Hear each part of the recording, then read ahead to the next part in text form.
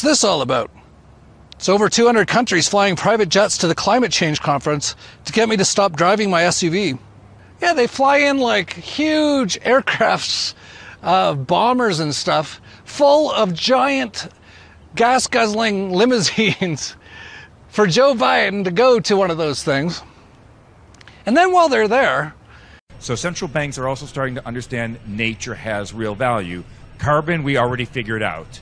And carbon is moving very quickly into a system where it's going to be very close to a currency.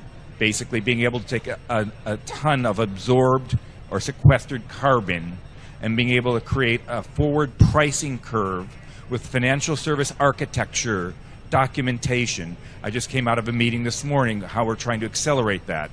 To be quite honest, not to get very boring, but we're on financial topics and things, but they're going to be derivatives. And you need ISDA documentation if you want to trade a derivative in the marketplace. And all of this actually matters for nature as well. I'm going to quickly hand off, but again, I want to talk about value one more time, because the southern part of the world has value far greater than large elements of the northern part.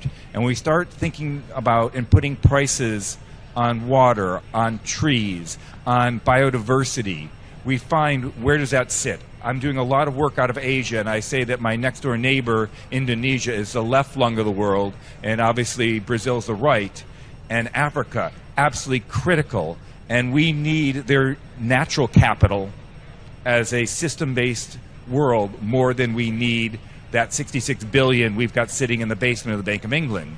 So how do we, and I'm hoping this discussion today, at least from a central banker's point of view, on how do we start tokenizing, how do we start building systems that actually create not only the value but transfer that value around the world.